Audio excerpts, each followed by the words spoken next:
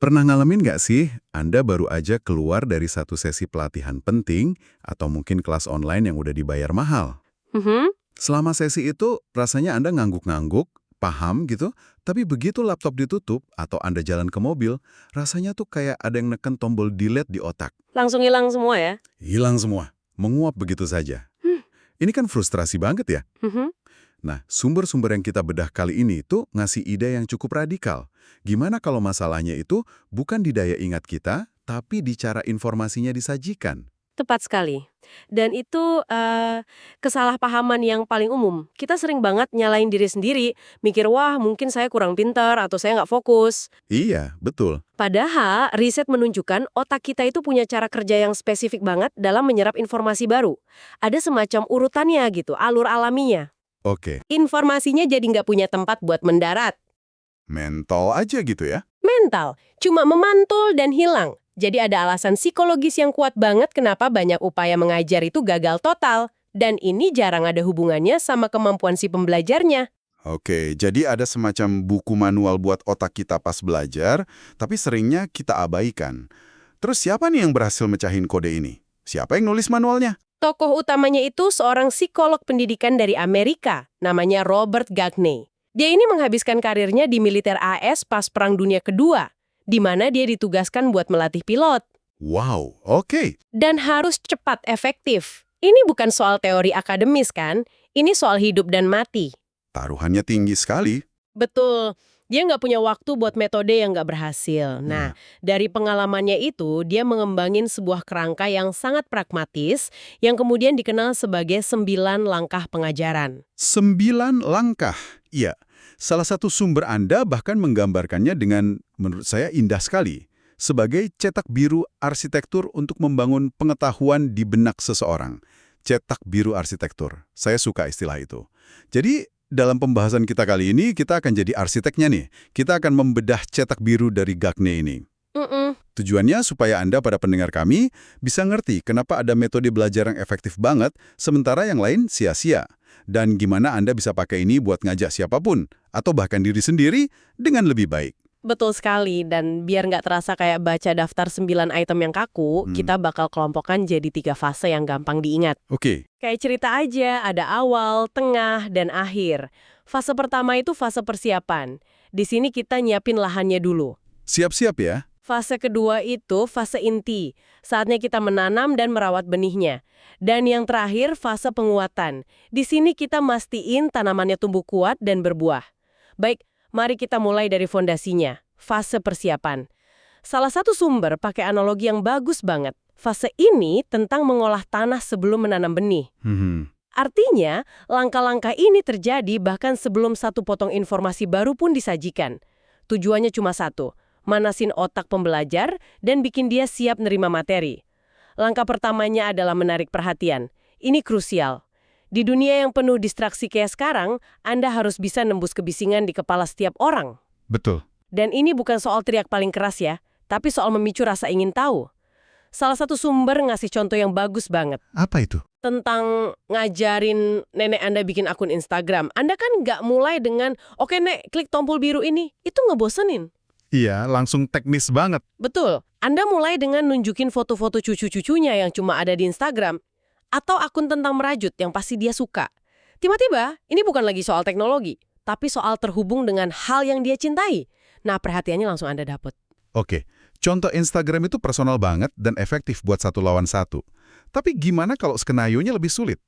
Katakanlah pelatihan wajib soal cyber security di kantor buat 30 karyawan yang kayaknya lebih milih ngecek email. Gimana cara narik perhatian mereka? Pertanyaan bagus. Kuncinya sama, relevansi dan sedikit kejutan. Jangan mulai dengan slide, selamat datang di pelatihan cyber security. Haha, ya udah ngantuk duluan. Mulai aja dengan pertanyaan provokatif kayak, siapa di sini yang pakai password yang sama buat lebih dari 1 akun? Atau tunjukin statistik yang mengejutkan. Contohnya? Menurut riset, 60% pembobolan data di perusahaan kayak kita itu dimulai dari email phishing sederhana, seperti yang akan saya tunjukkan ini. Tiba-tiba, ini bukan lagi aturan kantor yang abstrak, tapi jadi ancaman nyata buat pekerjaan dan data pribadi mereka. Anda bikin mereka jadi investasi secara emosional. Perhatian udah kita dapatkan. Mereka udah nyingkirin ponselnya, terus apa? Langkah kedua di fase persiapan ini adalah memberitahu tujuan pembelajaran. Tapi bukannya ini bisa terasa kaku atau terlalu sekolahan gitu kan? Iya, iya. Tujuan pembelajaran kita hari ini adalah, kedengarannya formal banget. Anda benar. Penyampaiannya itu kunci. Ini bukan soal ngebacain silabus. Ini soal bikin janji yang jelas dan ringkas. Otak kita itu suka kejelasan. Tanpa tujuan, kita bakal merasa tersesat. Ini bisa disampaikan dengan sangat santai kok. Daripada formal, coba bilang, tujuan kita simple. Setelah 1 jam ke depan, Anda bakal bisa ngenalin 3 jenis email phishing paling umum dan tahu persis harus ngapain biar nggak jadi korban. Lebih praktis ya? Betul. Atau contoh main Mario Kart tadi. Jangan cuma kasih kontrolernya. Bilang, oke, target pertama kita. Kamu bisa tetap di lintasan selama 1 putaran penuh tanpa jatuh. Kita mulai dari situ. Ini ngasih otak target yang jelas dan nantinya rasa pencapaian saat target itu terpenuhi. Baik, jadi ini soal ngelola ekspektasi. Nah, setelah itu kita sampai di langkah ketiga, dan ini favorit saya, mengingat kembali pengetahuan sebelumnya. Sumber-sumber kita nyebut ini kayak nyiptain kaitan velcro mental. Iya, betul. Informasi baru butuh sesuatu buat nempel kan? Tepat. Otak itu nggak belajar di ruang hampa. Secara teknis, ini dasarnya dari teori skema. Setiap informasi baru perlu nyambung ke jaringan pengetahuan yang udah ada di memori jangka panjang kita. Oke. Langkah ini tuh proses sadar buat manggil atau ngaktifin jaringan itu. Sebelum ngajarin pembagian panjang, guru yang baik pasti akan review perkalian dasar dulu. Ya, benar. Sebelum bahas strategi marketing baru, manajer yang baik bakal nanya, ingat kampanye kita kuartal lalu, apa yang berhasil dan nggak berhasil dari situ? Tunggu dulu. Ini kayaknya langkah yang paling sering banget dilewatin deh. Terutama di lingkungan kerja yang serba cepat. Betul sekali. Mereka kan biasanya langsung aja ke materi baru. Emang apa sih yang terjadi di otak kita kalau langkah ini diabaikan? Dampak terburuknya apa? Dampaknya besar banget. Ngabaikan langkah ini tuh kayak nyoba gantung lukisan berat di dinding gipsum tanpa nyari rangka kayunya dulu. Nggak ada penopangnya ya? Nggak ada. Secara neurologis, Anda maksa otak buat bangun struktur saraf baru dari nol, bukannya cuma nambahin ruangan baru ke rumah yang udah ada. Wah, Ini proses yang sangat nggak efisien, makan banyak energi mental, dan seringnya gagal total. Itulah kenapa kita sering ngerasa nggak nyambung atau informasinya masuk kuping kanan keluar kuping kiri. Sebenarnya, informasinya nggak pernah benar-benar masuk, karena nggak ada fondasi yang nyambut. jadi setelah kita melakukan semua persiapan ini, narik perhatian, netapin tujuan, dan ngaktifin memori lama, otak pembelajar sekarang dalam kondisi prima. Rasanya kayak semua bahan udah siap di meja dapur, terus gimana kita mulai masaknya? Disinilah kita masuk ke fase inti. Betul. Sekarang kita masuk ke jantungnya. Dimulai dengan pasangan langkah keempat dan kelima, yang sering dianggap satu paket padahal beda banget. Langkah keempat itu menyajikan materi. Oke. Ini bagian apanya? Menyampaikan informasi. Bisa lewat presentasi, video, artikel, apapun. Ini bagian yang paling jelas dari mengajar. Tapi, seperti yang kita semua tahu, presentasi yang bagus aja nggak cukup. Disinilah langkah kelima masuk, yaitu memberikan bimbingan. Ini bagian bagaimana cara belajarnya. Tepat sekali. Perbedaan antara cuma nunjukin peta dan benar-benar ngajarin orang cara baca peta, kan? Nah, itu dia. Bimbingan itu jembatan antara informasi dan pemahaman. Bentuknya bisa macam-macam. Bisa analogi sederhana, kayak ngejelasin arus listrik sebagai aliran air dalam pipa. Bisa juga jembatan keledai, mnemonics itu, kayak Meiji Kuhibiniu buat ingat warna pelangi. Ini alat bantu kognitif. Contoh-contoh itu jelas banget buat konsep yang konkret. Tapi gimana dengan konsep yang lebih abstrak? Misalnya Anda mau ngajarin strategi berpikir kritis ke sebuah tim. Bimbingan kayak apa yang bisa dikasih di situ? Untuk hal abstrak, bimbingan jadi makin penting. Anda nggak bisa cuma bilang, ayo jadilah lebih kritis. Iya, gimana caranya kan? Bimbingannya bisa berupa kerangka kerja. Misalnya, Anda sajikan studi kasus masalah bisnis. Bimbingannya bukan ngasih tahu jawabannya, tapi ngasih alat kayak metode 5 Whys atau analisis SWOT. Anda bimbing mereka bagaimana cara membedah masalah itu. Jadi, bimbingan di sini itu ngasih kacamata atau lensa khusus buat ngelihat informasi yang disajikan. Oke, setelah materi disajikan dan dibimbing, pembelajar nggak bisa cuma duduk diam kan? Kita masuk ke langkah ke-6, memunculkan kinerja. Ini istilahnya teknis banget, tapi intinya cuma satu kata, Praktek. Iya, betul. Ini momen di mana pembelajaran beralih dari pasif jadi aktif. Dan kunci utamanya adalah ini harus jadi lingkungan yang aman untuk gagal. Aman untuk gagal. Ini bukan ujian, ini kesempatan beresiko rendah buat pembelajar nyoba nerapin apa yang baru mereka lihat. Entah itu nyoba jalanin program komputer, nulis 3 baris kode, atau role play percakapan sulit sama pelanggannya. Kalau pembelajar takut kelihatan bodoh atau dikritik, mereka nggak akan berlatih secara otentik. Cuma formalitas saja ya. Betul, mereka cuma akan ngelakuin gerakan seminimal mungkin biar nggak salah. Tujuan langkah ini kan bukan buat langsung benar, tapi buat mencoba.